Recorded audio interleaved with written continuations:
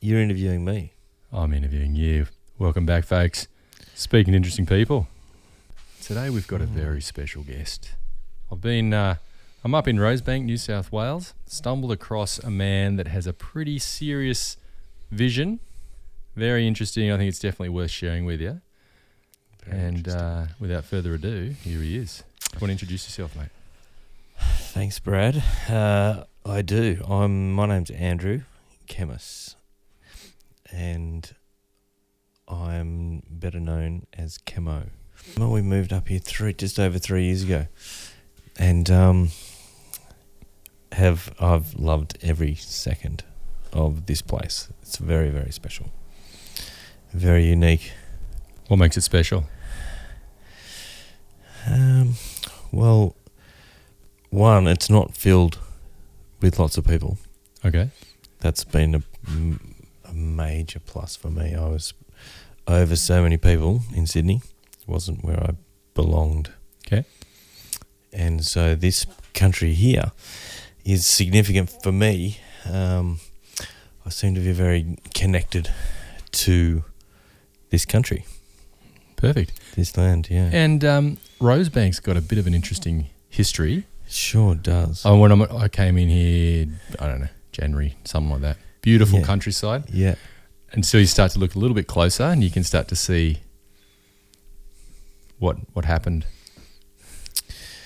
Yeah, we had a significant thing happened to Rosebank, and that was, pretty sure it was the white settlers, was it? Yeah.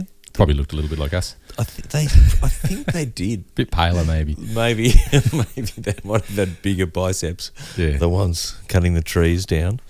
But yeah, it was £10 an acre to cut basically all of the rainforest of Rosebank and the northern rivers.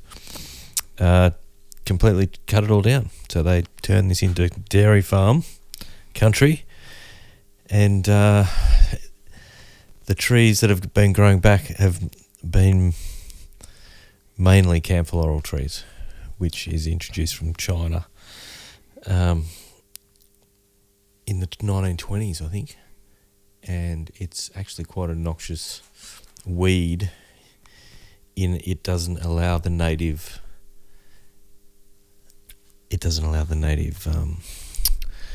shrubs and trees to. So it's takes over quite a lot. Yeah. And so the only things that grow under a camphor tree are weeds, essentially. Right. So. But they still do look quite beautiful. They do. I don't want to start on a negative foot. Like Rosebank is a beautiful place. Whoa. And yeah, it is. It is. And you're a newcomer now. You got some plans. What are you thinking, mate? Share it. Very, newbie. I don't know. I've had a gutful. I'm ready to take action. Basically. Gutful of what? Well, just the way the world is run, essentially. Yeah, Mm-hmm. like how we are governed. Okay. And how we are controlled. And I think it's time that we found out the truth. I think we've been eluded for so long. We haven't been given all the information. We can't have been. And I think that's why it's so hickledy-pickledy and all over the shop. Like, I mean, who the fuck is running America? Like, who's running this world? Who's running the place? Right. Because it's not Donald Trump. You Right. know, Donald Trump is an idiot. I mean, he's a puppet, and he's doing a very good job. But if we bring it being a back to puppet. Australia and bring it back to even like local politics, you're talking more of a systematic, fundamental rotting from the inside. Well, it is. And I was just talking with Brad about this afternoon. Like, to put food on the table, for the average Australian to put food on the table and to have a home, a shelter, a house, somewhere to live where you can go to sleep without being stressed. Mm-hmm. You know, how many people in the world have to endure lots of pain and struggle and trauma and, deceit, anger, rage, any emotion you want to bring up. But we really struggle to do such a simple, fundamental thing as providing food and shelter for our family. And before we go too much further, I should point out that you are a builder. Yes. And you're not your run-of-the-mill kind of builder. No. Would you like to just touch on... because we'll get back to that, because it's easy to say you can build if you can build. Yes. I'm a really good builder. I'm good at making things look really good, and I think that's a good builder. But more like a reclaimed sort of materials. Is that your preference? Or absolutely? Okay. Yes. Sorry. You'll probably find out in due course when you see some of what I've built, but it's mainly recycled materials. Okay. I do use some LVLs, which I could have avoided, but I much prefer to use stuff that's already been put into bridges or put into houses, or even trees that have fallen over. I mean, there's so many trees that get cut down every year in this area. A lot of them just get chipped. Right. What? Why would you wood chip a whole tree? Right. Like, look at this. I mean, look at any timber around here. And the hardwood that's here, that's recycled from this place, is arguably, and I want to argue with that person that wants to argue with me, but from the best rainforest, the oldest rainforest on the planet. Right. Is right here, the Northern Rivers rainforest. So there's just obviously not an awareness of what people are, what these trees value is. There's none.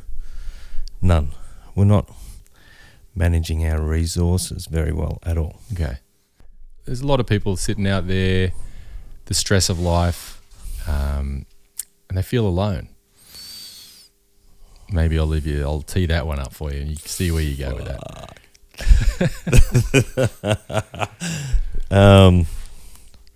There is a lot of people on everywhere. There's a lot of people everywhere that are really traumatized from lots and lots and lots and lots and lots of different reasons. Well, we've all had our trauma, but it's all different, but it's very similar. So I think it's time that the planet woke up to what was happening around us. How the humans, human beings. Like, how can we wake up to who we are? Why we're here. Mm-hmm. Why are we fighting? Why are we being angry? Why are we? There's so much potential for this world, and we've just crucified it. Like, we've literally raped it. Like, we've just cut everything down, taken all the minerals, just for what? For why?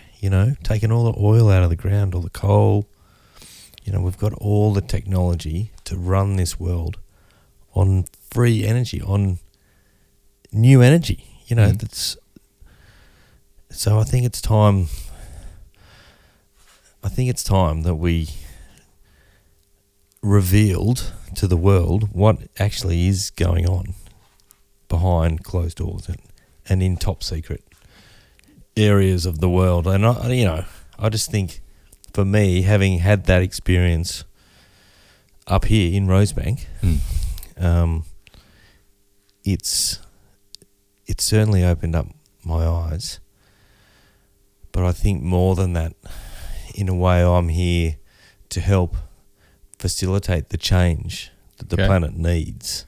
So, but you're going to start small, or you're not taking over the world government. You're just going to. I think I'm just going in all guns blazing. Oh, geez, I think I got bigger guns than Donald. Surely, what's he got? Oh, don't say that. We don't. It just doesn't make any sense to me. Like, why would you choose war? Why would you choose death? Why would you make those decisions based on who owns what? Who owns the land? Who owns? It's a strange condition. But I think you talked about the evolution of human consciousness and maybe leaning more towards love than fear, you've got the idea to create a stronger community up here, more of an intentional community within the bounds of traditional residential structure. Want to talk about that a little bit? Sure.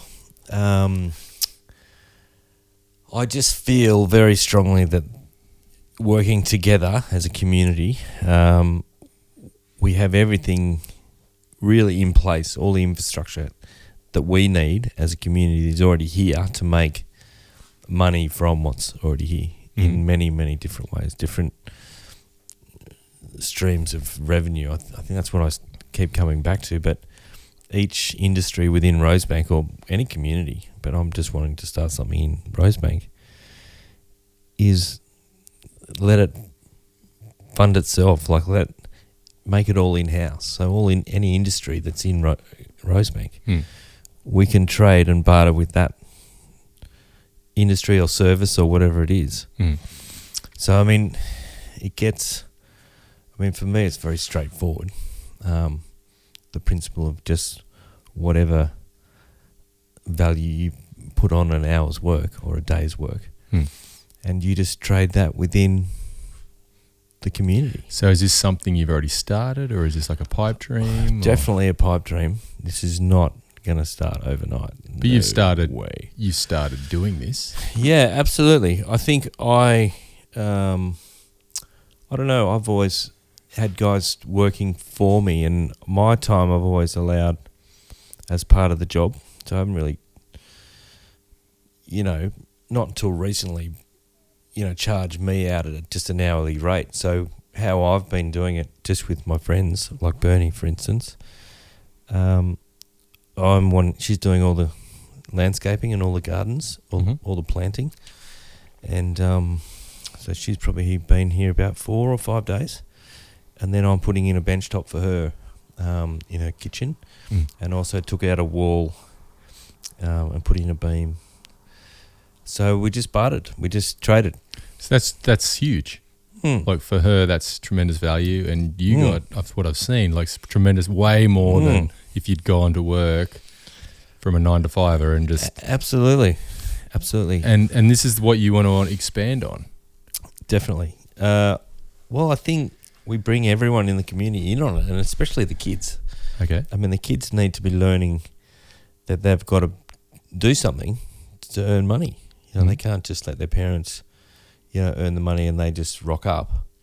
We've got to get them out into the paddocks and into the gardens. And also give them some purpose, some skills. Some identity. If we could build community sheds or, culture centres or education centres or, healing centres, and we did it as a community and we all chipped in. And sure, if you can only afford an hour a week, or a day a week, or, a few hours a week, well, that's still contributing to the community. And in part, you can get a trade from those few hours. And it does, I can just speak for myself, it does actually just feel good to go and help someone, even if you're not getting something back. That's right. Well, it's working together, and it's showing people a skill that they don't necessarily know. And it's not rocket science, I can tell you that. Like, building is just putting bits of timber together. Right. And making it so they don't come apart. It's not hard. Right. So I can teach people skills, but I think more than just me, the whole community, this Rosebank community is full of geniuses, full of really smart people. And I think how backwards we've got it is we're all going off to towns like to Lismore or to Byron or to Mullum to work. We're in the perfect position to utilise what we have here. And I think that's bringing people together for one, but if we can do, even pool all our resources, I definitely see the property. I'm a property developer. I've been doing it all my life, and there's not many properties that I've done work to that hasn't gained considerable value by the physical labour and the materials that we've put in that place. And so I'm a great facilitator of materials and labour. Mm-hmm. So if we in Rosebank, and this could happen in any community, it's not just here, but if someone could manage the workforce of everyone that wants to do stuff in that community, someone's managing it, and then we've got the right people for each group who's the expert in that field, showing the 3 or 4 or 5 or 8 people how to do it. Well, we're teaching people how to do it, but at the same time, we're building infrastructure and wealth and equity into this place. And for those of you that haven't been to Rosebank, just want to give you a little bit of a picture. There was a general store back in the day. That's Back just in the over day. the hill. As of right now, It's just right next door. right. But So as of right now, there's no actual commercial. it's the old Frog Cafe, and Anna and Matt, Anna and Kieran bought, and they weren't able to keep it going as a shop. Right. And to the locals, it's a real shame because it's a community meeting place. It was the only commercial spot. Mm. So we are. Well, there's Rosebank Hall, but that's where the preschool is. So the preschool's taken over the hall. So it's not really a meeting place other than Repentance Creek Hall, Right. which is about 5 minutes drive, 5 to 6 minutes. So, and this is good to know because the year's 2020, Mm. and when people are watching this in 2040, Oh yeah. and it's up to they're going to look back and say where'd they start? Mm. Because this community building is, I think it's a huge trend that's going to take off, especially after this whole coronavirus shutdown. People are starting to reassess who they are and what they want their life to be. Yeah. So starting with basically not necessarily ground zero, but pretty close to it. There's a lot of building, a lot of community building. What are your plans, you say, in the next 2 years do you think could potentially happen just to create that kind of meeting, that space that people can be? Yeah. So where I am, or where we are now, is it's just behind the old shop. So the old we call it the CBD. So there was a butcher, there was a bakery, there was a post office, and the cafe came later. So that they're all not working anymore. And my house is next door, so it's one of the oldest houses in Rosebank. But where the old cow bales is I've built this quite large structure out of all these exceptional looking bridge timbers that are 150 years old. Mm. A lot of those members, and also they're out of trees that would be 200-300-year-old trees, so they're big, significant bits of timber. But so I'm building that as a meeting place. Okay. And this land was where it is an old ancient Aboriginal meeting place. They met here, and all to these knolls and yeah. So for me, I'm wanting to create that a place where we can all come and gather and eat and sit around the table together. And I suppose my vision is anyone that's here in Rosebank, they don't have to be on my place, but anywhere in Rosebank, and if they're helping the community in any way, well, then they're entitled to a meal, a dinner, and there's a spot for them to sleep. They can set up a tent or camp, or if there's not as many people there, they could get a bed. So it's a way where we can give back to the community, but also we can get help from outside, and we can teach outsiders as well how to do stuff. So the potential is quite significant, I think, for me or for the community, because we can all help each other. And if there's a sort of a central spot where we all meet, and we're proposing to build a cafe down on Matt and Anna's, where there is a place where people can come and meet and start to work out how they can help in the community, what they can be doing. But also we could set up a markets down there, or we could even have Saturday markets, butchers. So it is a massive vision.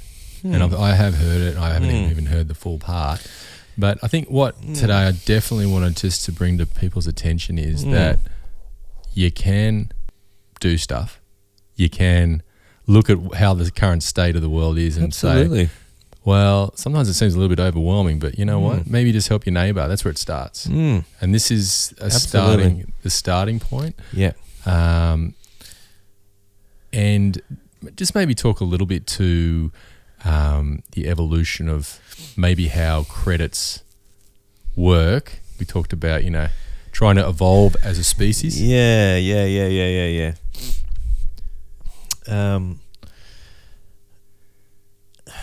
I think, and I suppose this is a big one for me, as the truth comes out and as in time, people are slowly going to wake up to what is really going on in our galaxy. I think we've been sort of led down the garden path in terms of what's real and what's not, and it's frustrating. That's definitely something that's frustrated me, but it's time that we knew. And I think for everyone's safety, it's probably better that people learn about it gradually. Like, it's not just a big event. There's all these UFOs, there's aliens, Right. Do they want to have something to do with this? Or, is it us that are coming down to check on how we're doing? There's things that I know about that will really freak people out, and it'll upset people, especially very religious people. Which is sad, because it's all the same thing. We're just making up different tags for different, right? What we think. Dangerous words. Yeah, there's a God. Yes, of course, there's a God. Is there a God within all of us? Yes, of course, there's a God within all of us. Like, it's God. It's everything. It's consciousness. It's what is. I think it's been distorted a lot by a lot of different dialects and a lot of different.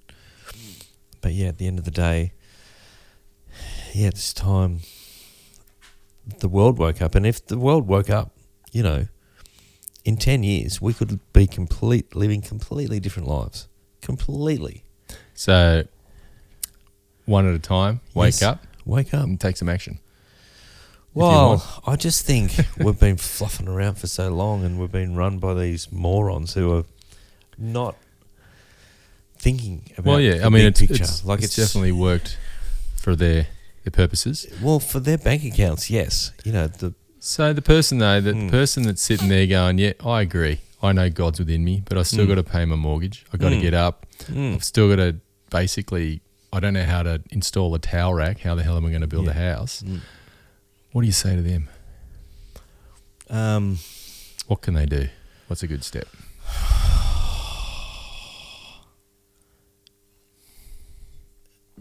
Go and join your local community. Come visit us.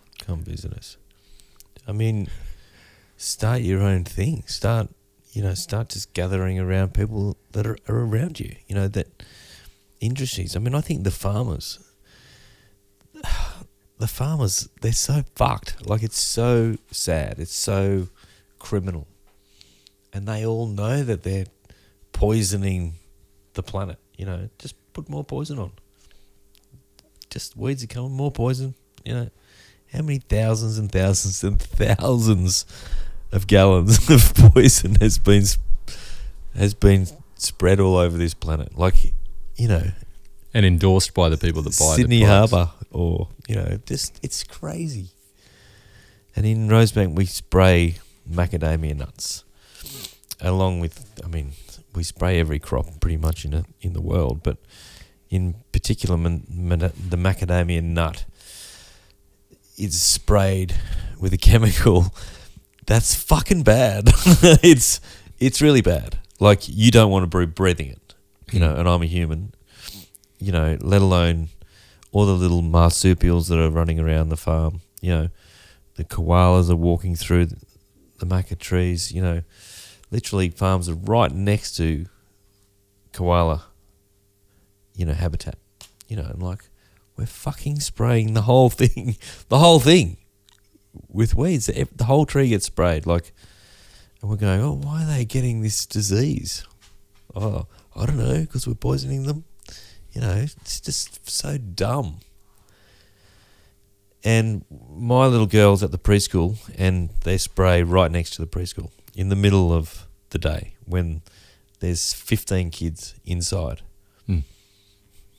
I mean, that's completely illogical to me,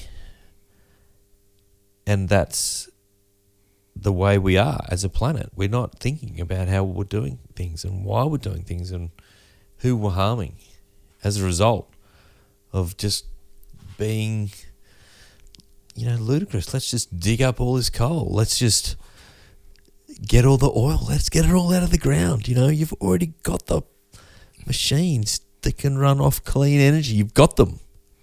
We could be doing it. So do it, you know. You've made all your money. You've made so much money, guys. Well done. You got the gold award. You got the most money. Let's move on to the next thing, okay? So I can feel your frustration. Yeah. And it makes a lot of sense. Money fucks me off. You know, my dad got really angry about money, and that really, really pissed me off when I was growing up. And I went, you know what? I want nothing to do with that stuff. Nothing. And it's almost like it's just followed me. You know, I have not wanted it. I'm like, fucking leave it away. You know, I don't want it. Right. It just keeps appearing. Yeah. Because I love doing what I do.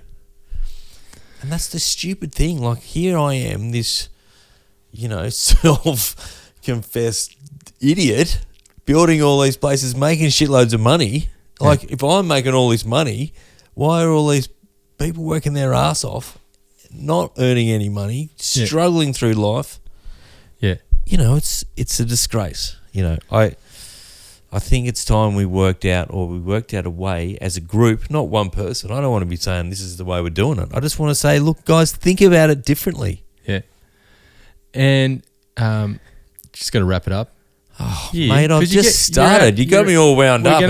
We're going to do another episode because you've got more to say. Another episode? But I just wanted to let the folks know we're going to round this into a bit of a show. We've got a project on at the moment. Yep. You don't have to go right now. We've got a couple minutes. But, all right. Well, don't upset me and then go, no, I've got to go. See that? We're going to do... Jason, good man. Jason, I've got you stubby older mate. That was a little shout out. Yeah, that was a shout out to Jason. We usually have a sponsor, so that's good.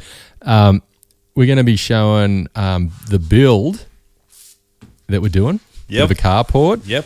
Nice carport. And that should be interesting. Yes. Yeah, we started building that and it's very exciting. I'm looking forward to getting it going. Nice to see you all. Thanks for listening. Yeah, it was great, mate. We're gonna leave it there, but we're definitely going to be talking again, maybe in a little bit more detail and all the different things you're doing. But there you go, folks. We've just been speaking to an interesting person in Rosebank, Thank Australia. You. All right. Take it easy.